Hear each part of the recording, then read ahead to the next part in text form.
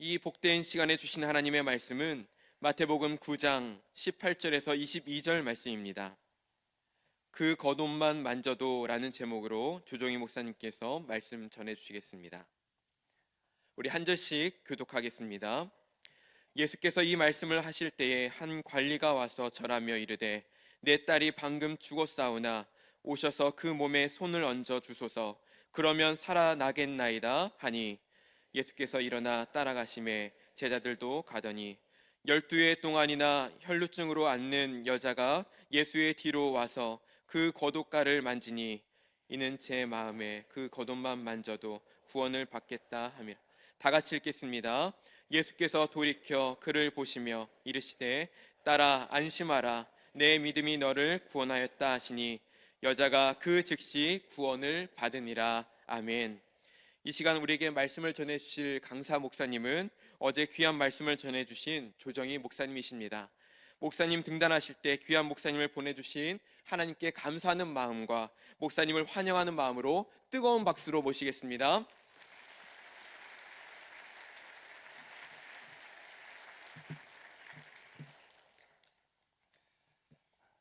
오늘 본문에 인생의 벼랑 끝에 선 두 사람이 등장합니다. 어제 살펴보신 대로 한 사람은 방금 딸을 잃은 회당장 야이로이고 또 한 사람은 12년 동안 혈루증으로 알아온 여인입니다.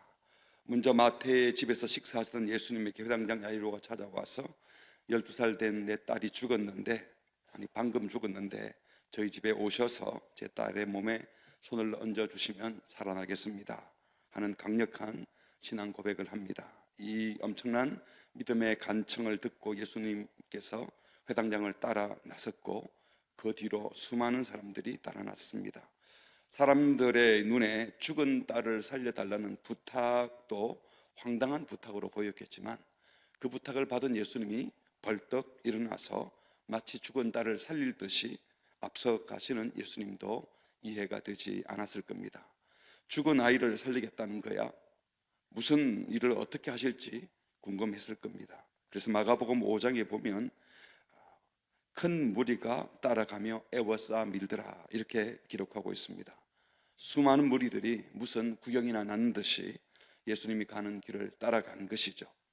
인파에 밀려서 예수님이 이리저리 부딪히기도 한 것 같습니다. 그러니까 지금 예수님은 지쳐 있는 회당장 야이로의 용감한 부탁을 듣고 그 딸을 살리러 가시는 중에 한 여인이 끼어듭니다. 그리고 그때 예수님께서 끼어든 인생을 만나주시는 이야기가 오늘 본문 말씀입니다. 우리말 성경에는 20절에 그냥 12회 동안이나 혈루증으로 앓는 여자가 이렇게 되어 있는데 원문에 보면 그 앞에 카이 이두 보라 그리고 보라 한 감탄사가 끼어 있습니다. 우리 성경이 왜 뺐는지 모르겠는데요, 분명 이 저자는 회당장 야이로의 딸을 고치러 가는 그 길에 이상한 여자가 하나 끼어들었다 보십시오 한 것을 강조하고 있습니다. 21절에 이는 제 마음에 그 겉옷만 만져도 구원을 받겠다 이런 믿음으로 끼어들었는데 놀라운 일이 벌어집니다. 22절 같이 읽겠습니다. 예수께서 돌이켜 그를 보시며 이르시되 딸아 안심하라 내 믿음이 너를 구원하였다 하시니 여자가 그 즉시 구원을 받으니라. 어떻게 해서 이런 엄청난 일이 이 여인에게 벌어졌을까요? 이 여인에게 무슨 특별한 헌신이 있었습니까? 예수님이 무엇을 보고 이 여인에게 이런 은혜를 베풀어 주셨을까요? 짧은 구절이지만 이 기적을 경험한 여인에게는 일생일대의 엄청난 사건이고 축복이었습니다. 그리고 분명한 것은 우리 주님께서도 이 여인이 귀찮게 하니까 에라 모르겠다 고쳐주자 난 바쁜데 하고 고쳐주신 것이 아니라 분명한 뜻을 가지고 기적을 행하셨다는 겁니다. 혈루증이라는 것은 월경에 이상이 생겼거나 자궁에 이상이 생긴 일종의 부인병으로 추정을 합니다. 마태복음에서는 자세히 설명하고 있지 않지만 다른 복음서들은 이 여인은 이 병을 치료하기 위해서 많은 의사들을 만났고 치료비로 전 재산을 쏟아 부었는데 아무 효험이 없었을 뿐만 아니라 오히려 병세가 더 악화되었다 이렇게 기록하고 있습니다. 이 말은 이 병은 당시 의학적으로 치료가 되지 못하는 불치병이라는 겁니다. 더구나 12년이나 되는 긴 기간 동안 이런 같은 병을 앓았으니 지칠 대로 지치고 철저히 절망할 수밖에 없는 상황이었을 겁니다. 저도 신부상교회 부임하고 딱 1년 되었을 때 새벽 예배 설교하고 내려오지를 못했어요. 탈장을 해가지고 부목사가 저를 업고 바로 병원에 갔던 기억이 납니다. 그리고 그 이후로 원인을 모르는 통증이 자꾸 발생을 해서 이 의사 저 의사 계속 찾아다녀도 찾지 못하다가 거의 1년 지난 이후에야 간단한 피검사로 나올 수 있는 병인데 류마티즘이라고 들어보셨지요? 요즘은 흔하게 많이 여기저기 류마티즘 내과가 있던데 당시만 해도 잘 찾지를 못했어요. 그러다가 다른 의사를 여러 의사들을 만나다가 다른 전공의를 만났는데 이 병은 아닌 것 같다. 피검사 해보세요. 해보니 대본에 나왔어요. 원인을 모르고 아플 때는 괜히 걱정이 되는 거죠. 새벽에 일어났다가 옷을 잘 못 입기도 하고 팔을 펼 수 없어서 춥다 할 때 손이 안 올라가고 걸음걸이가 불편하고 곳곳에 돌아다니면서 아팠었습니다. 근데 원인을 알고 나니까 똑같이 아파도 느낌이 다르더라고요.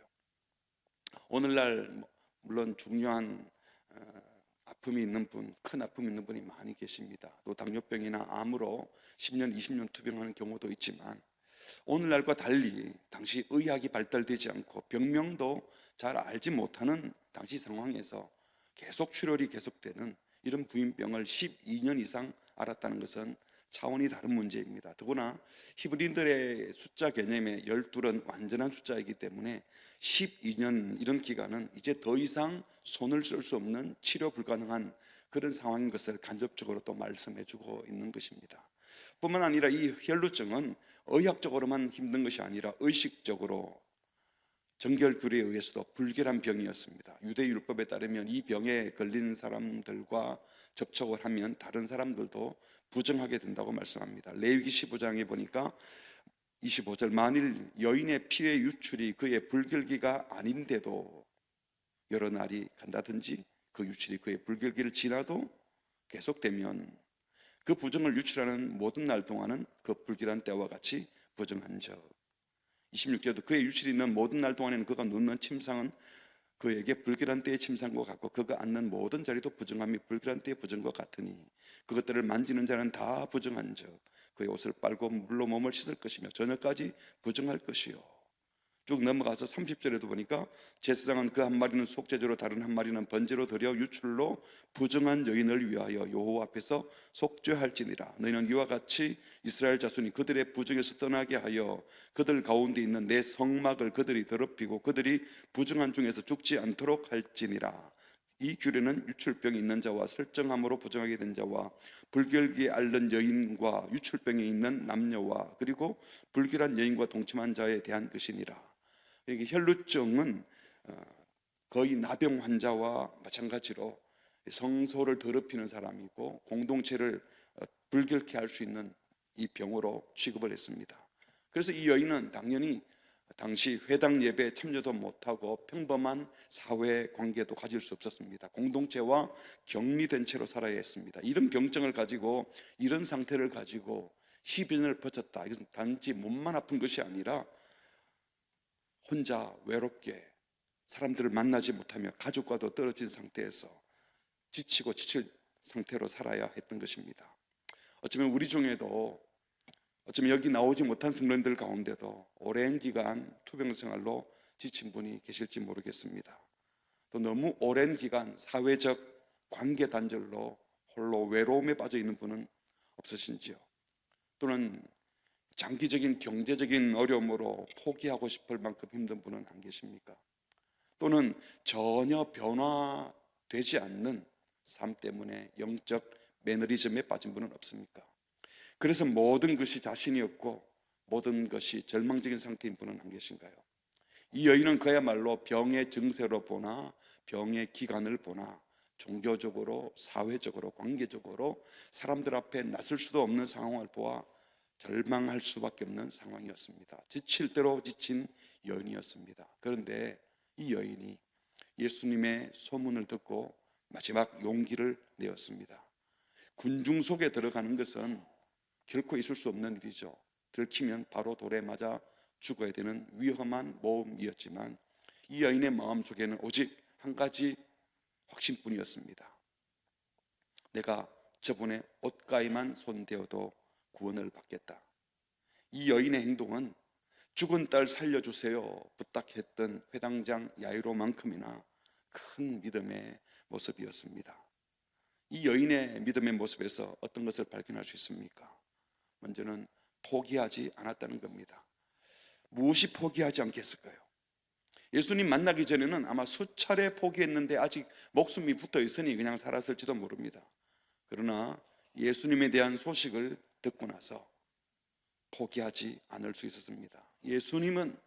그래도 예수님은 나의 고통을 해결할 수 있을 것이라는, 내 문제를 해결할 것이라는 믿음을 가졌기에 포기하지 않을 수 있습니다. 또 간절함으로 나아갔습니다. 환절하면 누구나 낫고 싶어 하죠. 문제가 클수록, 상황이 절박할수록 간절함은 더 커집니다. 불쌍한 상황일수록 간절함도 커집니다. 그러나 여러분, 문제가 크고 불쌍한 상황이 크다고 다 간절하지는 않습니다. 너무 문제가 크다 싶으면 간절해지는 것이 아니라 포기하고 절망합니다. 그런데 이 여인이 왜 간절했겠습니까? 그 역시도 답은 똑같습니다. 예수님에 대한 소식을 들었기에 간절함이 생겨났습니다. 예수님은 내 문제를 해결할 수 있다는 믿음이 발생했던 겁니다. 또 이 여인은 위험을 무릅쓰는 용기를 내었습니다. 혈루증은 율법에 따라 다른 사람들의 일과 접촉해서는 안 되는 병이었습니다. 이 여인은 격리 수용되어 있어야 할 사람이었습니다. 그런데 이런 환자가 사람들이 모여있는 그 복잡한 군중 속으로 들어왔다는 것은 엄청난 모험이었습니다. 그것도 사람들이 애워싸 발 디딜 틈도 없으면 무조건 접촉하게 되어 있습니다. 그 군중의 중심부에 계시는 예수님에게까지 나아가려면 보통 열정으로는 나아갈 수 없었을 겁니다. 이 용기가 어디서 생겼을까요? 돌에 맞아 죽을지도 모르는데, 무슨 욕을 먹을지도 모르는데, 답도 똑같죠. 예수님을 만나야겠다는 그 사모함과 간절함이 너무 컸기 때문입니다. 예수님의 옷자락을 잡기만 하면, 예수님이 한번 내 손을 잡아주신다면 나는 나을 수 있어. 예수님이 나를 잡아주시기만 한다면 사람들의 질타, 사람의 욕설 얼마든지 감당할 수 있다는 믿음을 가졌던 것입니다. 무작정 용기를 낸 것이 아니라 누구 때문에? 예수님 때문에. 무작정 간절한 것이 아니라 예수님 때문에. 포기하지 않은 것도 예수님에 대한 믿음 때문이었습니다. 이것은 체면이나 형식, 품격 따지는 그런 신앙이 아니었습니다. 정결법, 율법, 전통 이런 거 돌아보는 것도요, 살만할 때 돌아보는 것이지 정말 절박해지면 그런 거 따지지 않습니다. 주님의 은혜가 없으면 살 수 없다는 그 절박함이 믿음을 가져오게 한 것입니다. 남들이 뭐라 그럴까? 남복이 창피했어. 여러분, 그런 체면 따지고 남복이 어떻고 저쩌고 하는 것은 아직도 배가 부르다는 소리입니다. 남의 눈치 신경 쓸 만큼 문제가 심각하지 않으니까 남의 눈치를 보는 겁니다. 이 여인은 자신의 절망적인 상황 때문에, 그래서 희망은 예수님 외에는 없다는 믿음을 가졌기에 다른 것을 돌아보지 않았던 겁니다. 그래서 예수의 옷자락이라도, 정확하게 말하면 예수님의 옷술이라도 만지면 병이 나을 것이라는 믿음으로 무리 속을 뚫고 예수님께로 나아갔던 것입니다.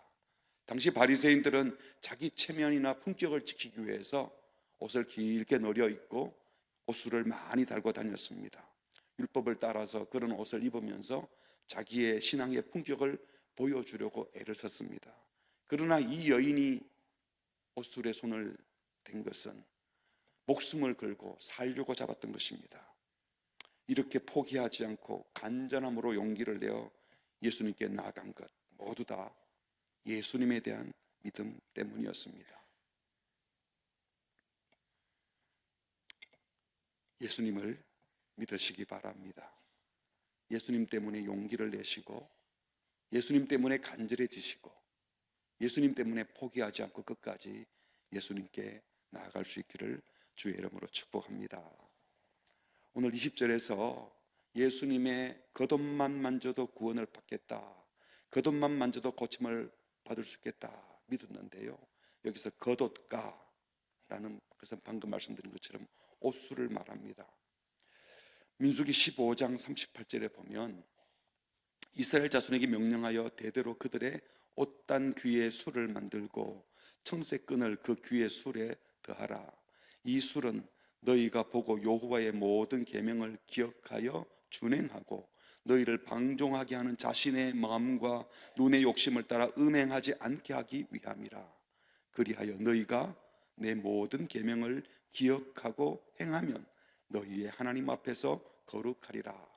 그러니까 여기 나오는 옷술은 하나님의 말씀을 기억하고 준행하게 하려고 옷에 옷술을 달아서 질질 끌리기도 하고 눈에 색깔이 있어서 보이기도 하는데, 이 옷술을 볼 때마다 방종하지 않고 욕심을 따라 음행하지 않게 하려고 표식한 겁니다. 다시 말해서 거룩한 삶을 살겠다는 신앙적 각오와 결단을 담아서 겉옷에 부착하게 하고, 자기 옷에 옷술도 보지만 남의 옷에 옷술도 보면서 범죄를 예방케 하는 주님의 율법의 하나의 지침이었습니다. 그런데 예수님은 바리새인과 서기관을 꾸짖으실 때 마태복음 23장 5절에 이런 말씀이 있습니다. 같이 읽겠습니다. 그들의 모든 행위를 사람에게 보이고자 하나니 곧 그 경문띠를 넓게 하며 옷술을 길게 하고, 남들보다 옷술을 길게 해서 사람들에게 나는 더 특별히 경건하다, 옷술을 길게 한다고 경건한 것이 아니라 옷술을 달면서 경건한 삶을 살아야 경건한 것이죠. 예수님은 그래서 이 형식화된 신앙, 옷술만 길게 하고 경건치 않은 그 신앙을 비판하기도 했습니다. 그런데 우리 예수님이 지금 그 율법이 가르쳐준 대로 그런 옷을 입고 계신 것을 보면 이 형식화된 신앙을 비판하셨지만 형식 자체를 거부하지는 않으셨던 겁니다. 그 법의 규칙을 따라 그런 옷을 입고 계셨다는 거죠. 그런데 오늘 이 여인이 바로 이 옷술을 만지려고 했던 것 같아요. 그 옷술만 만져도, 그 옷자락만 만져도 치유받을 것이라고 믿었던 것입니다. 그 당시에 이 거룩한 사람의 옷은 영적이고 치유하는 능력이 있다 하는 통속적 민간신앙이 있었는데, 이 여인도 그런 마음으로 손을 내밀었는지 모르겠습니다. 예수님이 손을 얹어도 병이 낫겠지만 혹시나 예수님이 만져주지 아니하면, 내가 예수님 옷을 만지면, 내가 예수님 옷자락을 만지면 병이 나을 수도 있으리라고 믿었던 것 같습니다. 물론 예수님의 그 옷자락에서, 예수님의 옷술에서 무슨 치유의 강선이 나오는 것은 아닙니다. 예수님의 옷에 물리적으로 무슨 능력이 있는 것도 아닙니다. 어쩌면 신체적으로 예수님의 옷자락에 접촉해야 병이 나을 거다 생각했다면 이것은 미신적이고 유치한 신앙일 수도 있습니다. 만일 예수님의 옷가에 손을 댄다면, 옷술에 손을 대면 나을 거라 생각했다면 문제 있는 신앙이고 비판받아야 하겠지만, 그는 예수님의 옷에 손을 대기만 하면 나을 거야 라고 했다면 이 여인의 행동은 옷술을 믿은 것이 아니라 예수님을 믿고 한 행동이었을 겁니다. 느낌이 다른 거죠. 옷술이라도 만지면, 옷술이라도 만지면 아니라 예수님의 옷술을. 여기서 우리가 분명히 기억해야 될 것은, 그날 예수님의 옷에 신체가 접촉된 사람이 이 여인 한 사람이었겠습니까? 악수하기 위해서 손을 내미는 사람도 있을지도 모르겠습니다. 그냥 예수님이 좋아서 바짝 붙어서 따라오다가 옷을 만진 자도 있었을 겁니다. 사람들이 너무 많이 온 집에 있었기에 예수님께 이렇게 저렇게 부딪히는 사람들도 많았을 겁니다. 그러나 이 여인이 예수님의 옷가에 손을 댄 것은 전혀 다른 문제였습니다.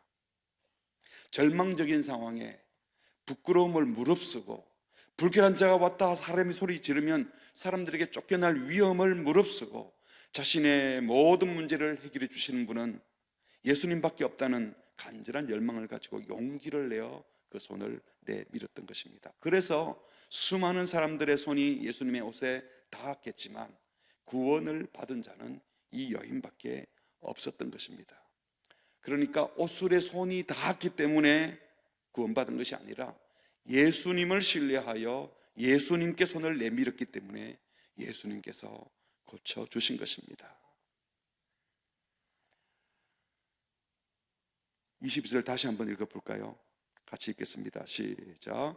예수께서 돌이켜 그를 보시며 이르시되 따라 안심하라, 내 믿음이 너를 구원하였다 하시니 여자가 즉시 구원을 받으니라. 예수님은 지금 회당장의 요청을 받고 황급히 회당장 딸 살리러 가는 중이었습니다. 그런데 이 여인은 끼어든 무명의 여인입니다. 옷가이라도 손을 대면 나을 것이라는 간절한 마음으로 손 내민 이 여인을 예수님이 외면치 않았다는 겁니다. 그리고 그 바쁘신 와중에 이 작은 자의 신음소리에 반응을 하셨습니다. 그리고 이 여인에게 그냥 기적이 흘러간 것이 아니라 주님이 기적을 베푸셨습니다. 오늘 우리는 주님이 우리를 도우실 수 있는 분임을 진정으로 믿어야 합니다. 좀 품격 있는 분들 가운데, 배운 분들 가운데 나는 그런 미신적인 행동은 하지 않아, 나는 합리적이고 품격 있는 신앙의 사람이야 라고 하면서 모든 문제, 모든 일을 합리적인 선에서 해결하는 사람들이 있습니다. 합리적이어야죠. 몰상식하면 안 됩니다. 하지만 예수님 앞에서 마저 품격 따지는 신앙인은 아니십니까? 물론 품격 있어야 됩니다. 신앙도 품격 있어야죠. 광신자가 되면 안 됩니다.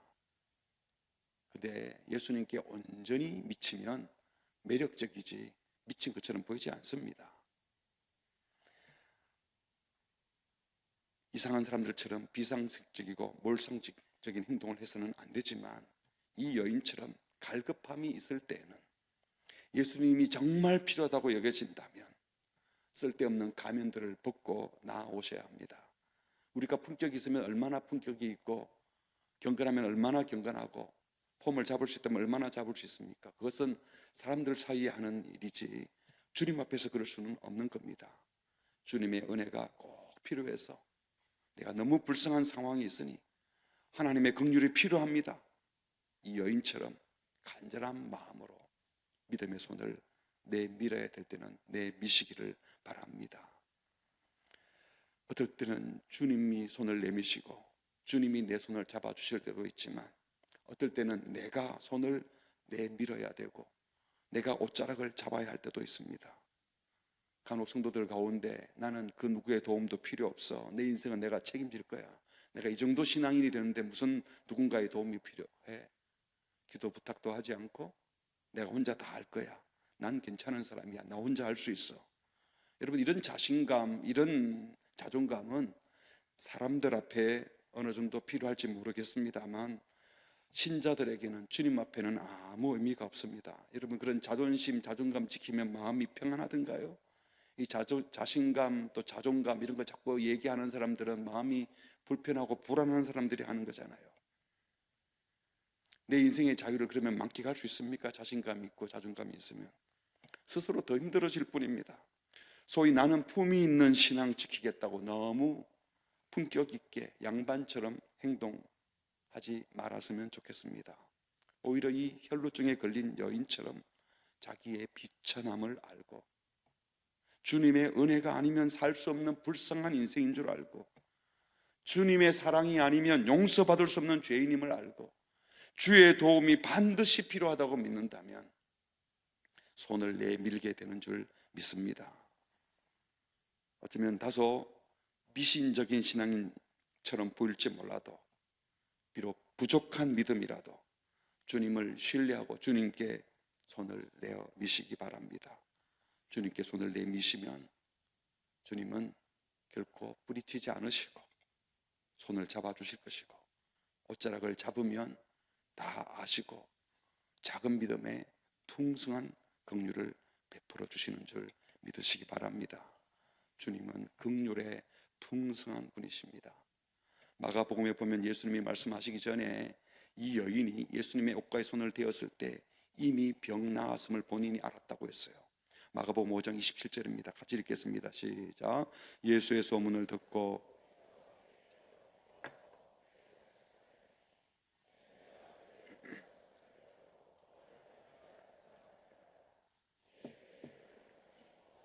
병이 나은 줄을 몸에 깨달으니라. 자기가 손을 대었는데 병이 나은 것을 깨달았어요. 그런데 이 사실을 예수님이 아셨습니다. 그래서 몰려든 사람들을 향해서 누가 내 옷에 손을 대었느냐라고 물으셨어요. 예수님이 도대체 누가 손을 댄 거야? 몰라서 물으셨을까요? 어떻게 생각하세요? 몰라서 물은 거 아니죠. 당연히 아시죠. 그 제자들이 말을 합니다. 사람들이 애워싸서 밀리다 보니 손을 댄 것 같은데 그런 식으로 물으면 어떻게 하십니까? 지금 한두 사람이 아닌데요. 하지만 예수님은 자신에게 치유의 능력이 나간 것을 알고 계셨고 또 이연이 손댄 것을 알고도 계셨지만 누군가 의도를 가지고 만졌다는 것을 많은 사람들 앞에서 보여주고 싶어서 말씀하신 것이죠. 마가복음에 보면 이 말씀을 들은 여인이 놀라며 벌벌 떨었다고 했습니다. 자기 병이 깜짝같이 갑자기 나은 것을 보고도 깜짝 놀랐어요. 아니 갑자기. 그런데 그것을 아시는 예수님의 말씀을 듣고 또 놀라게 된 것입니다. 예수님의 이 질문 앞에 자기가 고침받은 것도 결코 우연이 아니라 바로 누가 고쳤다고요? 예수님이 고쳤구나. 분명히 알게 된 것이죠. 그래서 이 여인은 예수님 앞에 아무것도 숨길 수 없음을 알고 주님 앞에 엎드렸다라고 마가복음 5장 34절에 나옵니다. 이렇게 두려워 떨며 엎드려 있는 여인을 보셨습니다. 이 엎드림 자체가 신앙 고백이 된 거죠. 22절 오늘 본문 예수께서 돌이켜 엎드려 있는 그 여자를 보시면서 이 여인은 12년간 고치지 못했던 불치병이 기적적으로 고침받은 놀라운 사실 앞에 너무 기뻤지만 동시에 이분은 그냥 병만 치료하는 분이 아니구나, 하나님이시구나 어렴풋이 알게 되면서 그분 앞에 두려워 떨고 있었을 것입니다. 벌벌 떨며 있었는데 뒤에 나오는 말씀을 보면 주님은 무서운 눈빛으로 누가 손을 댄 거야 감히? 라고 하신 것이 아니라 따뜻한 눈빛으로 그 여인을 바라보고 계셨던 겁니다. 이 여인의 마음속에 이 두려움과 기쁨, 두려움과 감사가 함께 가득했을 겁니다. 그 주님이 뭐라고 하셨죠? 이르시되 뭐라고 부르십니까? 따라 따라 안심하라. 소자야 라고 애틋하게 부르는 것처럼 따라 하고 부르시며 안심하라고 하셨습니다. 무서워하지 말라. 내가 널 야단치려고 지금 물은 거 아니신 거 알지 않느냐? 용기를 내거라. 주님은 절박한 상황, 절망적인 상황에 마지막으로 찾아온 이 여인을, 그리고 지금 두려워 떨며 불안해하는 이 여인의 마음을 아시고 위로해 주시며 격려의 말씀을 해주신 것입니다. 그리고 나서 내 믿음이 너를 구원하였다 하고 구원받았음을 선포해 주셨습니다. 이 선포와 함께 이제 진짜 여자가 구원을 받았습니다. 이 말은 그 순간 병 고침 받은 건 아니죠. 옷자락을 잡았을 때 이미 혈루의 근원이 말랐다, 병 고침 받은 것을 본인이 알았고, 예수님이 구원을 선포하는 것은 이제는 네가 혈루증 걸렸다가 나았다고 평생 사는 것 아니고 너도 구원받을 존재다, 네 영혼이 구원받았다고 선포해 주신 것입니다. 하나님과의 관계가 회복되고 육신과 더불어 그 영혼도 구원받았다고 선포해 주신 것입니다. 누가요? 예수님이. 여기서 우리가 분명히 기억해야 될 것은 예수님의 옷자락에서 기억이 나간 것이 아니고 예수님이 그 여인의 믿음을 보시고 예수님이 그 여인을 치료하시고 예수님이 그 여인을 구원해 주신 것입니다. 이 여인, 예수님을 제대로 알지도 못했고 심지어 미신적인 생각까지 했을 수도 있지만 이 약한 믿음에도 주님은 큰 긍휼을 베풀어 주셨습니다. 작은 믿음, 부족한 믿음이었지만 예수님께 다가간 그녀의 믿음, 그래도 예수님의 옷자락을 잡으려고 했던 예수님에 대한 기대와 신뢰와 믿음이 치유의 기적, 구원을 경험하게 한 것입니다. 구원 얻는 믿음은요, 인간 편에서 엄청난 믿음, 대단한 믿음, 분명한 믿음, 이런 것이 요구되는 것이 아닙니다. 예수님께서 베드로, 야고보, 요한 데리고 변화산에 올라갔다가 내려왔더니 나머지 제자들끼리 귀신 들린 아이를 못 고쳐서 쩔쩔매고 있었어요. 그래서 다른 사람들이 당신들 제자들 못하던데요, 예수님이 가셔서 귀신을 내쫓고 나서 왜 우리는 못했습니까? 라고 했을 때 마태복음 17장 20절 우리 같이 읽겠습니다. 시작. 이르시되 너희 믿음이 작은 까닭이니라. 진실로 너희에게 이르노니 만일 너희에게 믿음이 겨자씨 하나를 만큼만 있어도 이 산을 명하여 여기서 저기로 옮겨지라 하면 옮겨질 것이요 또 너희가 못할 것이 없으리라. 그러니까 귀신을 못 쫓아낸 것이 큰 믿음이 없어서가 아니고 겨자씨 하나 같은 그런 아주 작은 믿음도 없어서 그랬다는 거예요. 주님이 보시는 참 믿음은요, 대단한 의지와 결단, 이런 대단한 헌신 이런 게 아니에요. 그냥 주님을 심플하게 믿는 겁니다. 근데 우리가 심플하게 못 믿어요. 너무 품격 따지고 너무 아는 게 많고 생각이 많아서. 그러니까 이 믿음은 결코 우리 인간편에서 하나님께 드리는 어떤 공로나 공적, 자격 같은 게 될 수가 없습니다. 구원이 하나님 주시는 선물이듯이 예수님을 구원자로 믿고 예수님을 받아들이는 믿음조차도 엄격한 의미에서는 주님이 베푸시는 선물이네요. 내가 대단하게 믿었기 때문에, 내가 이 정도 믿었기 때문에 큰 구원을 받은 게 아닙니다. 내가 은혜를 많이 받은 것도 내가 믿음이 좋았기 때문에 은혜를 받은 것이 아니고 하나님이 은혜를 주신 겁니다. 아무것도 아닌 내가 예수님을 믿었기 때문에 하나님이 은혜를 베푸신 겁니다. 자꾸 우리가 큰 믿음 하면서 주님과의 관계조차도 내 쪽에 무슨 큰 것이 필요한 것처럼 표현하면 오해입니다. 작은 믿음인데 주님이 은혜를 주시니까 주님을 향한 우리의 사랑이 더 깊어지고 관계가 깊어지면 그 믿음이 큰 믿음이 되는 것이죠. 이 여인이 기적을 경험한 것도 엄청난 용기, 엄청난 열정 때문에가 아니라 그가 예수님을 믿음의 대상으로 바로 잡았기 때문입니다. 그래서 예수 믿는 것이 복된 일인 줄 믿습니다. 이 여인은 비록 부족한 믿음이었지만 예수님을 바라보았기 때문에 복된 믿음인 겁니다. 부실함도 있었습니다. 다소 미신적일 수도 있습니다. 그런데 예수님은 그 작은 믿음에 큰 긍휼을 베풀어 주신 줄 믿습니다.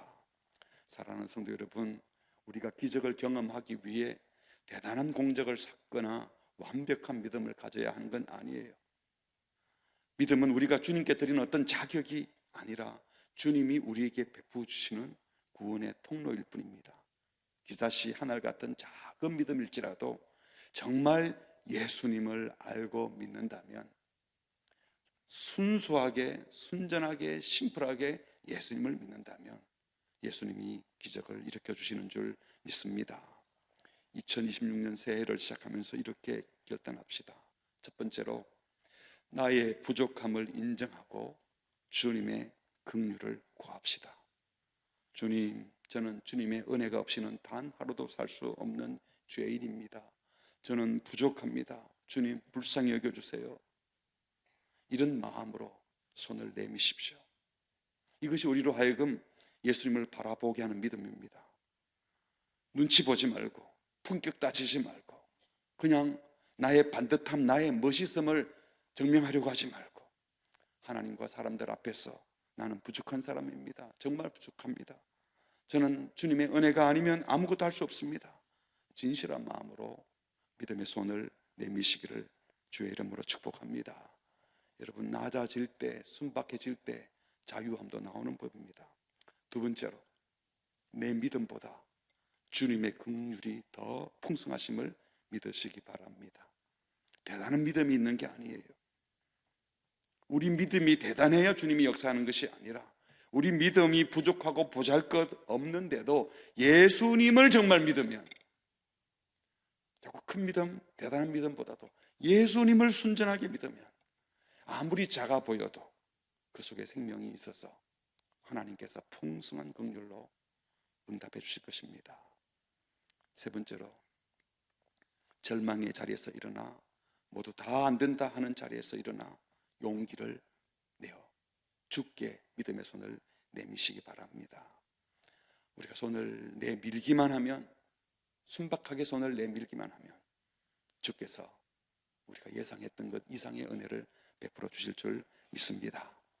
우리 함께 찬양하겠습니다. 주님 곁으로 날 이끄소서. 내 모든 것 다 드리니 주 음성 듣기 원하네. 나의 참 소망, 그 무엇과도 바꿀 수 없는 주 사랑, 그의 품에 나 안기리. 순박한 마음으로 주님 앞에 믿음의 손을 내밀겠습니다. 이런 마음을 담아서 함께 고백하고 기도하도록 하겠습니다. 주님 곁으로, 주님 곁으로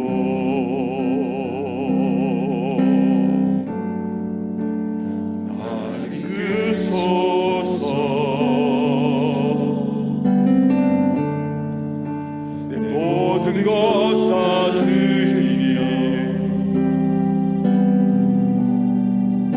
충성 듣기 원하네.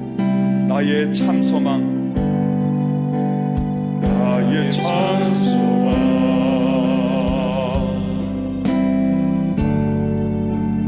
그 무엇과도 바꿀 수 없는 주 사랑, 그 품 안에 나 안기리. 주의 길로 인도하소서. 주님만이,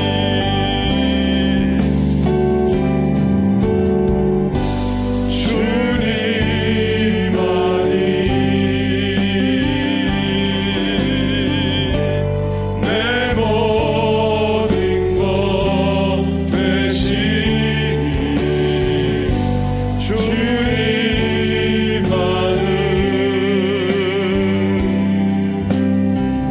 더 알게 하소서. 주님 곁으로, 주님 곁으로 날 이끄소서. 날 이끄소서. 내 모든 것 다 드리니 충성 듣기 원하네. 나의 참 소망, 나의 참 소망,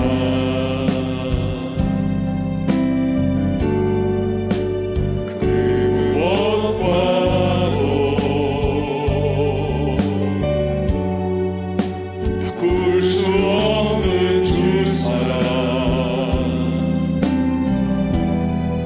그 품 안에 나 안기리. 주님의 길로 인도하소서. 주님만이, 주님만이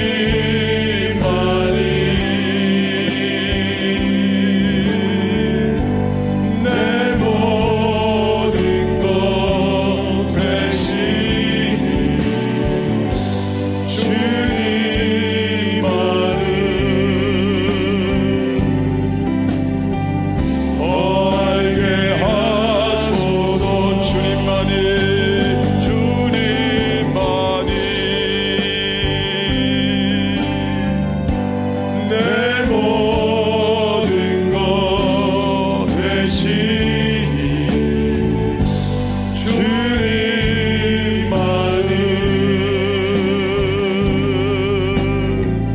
더 알게 하소서. 주님만이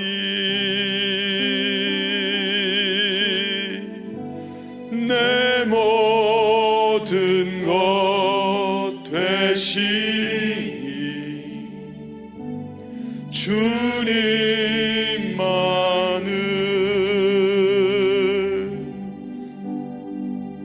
더 알게 하소서.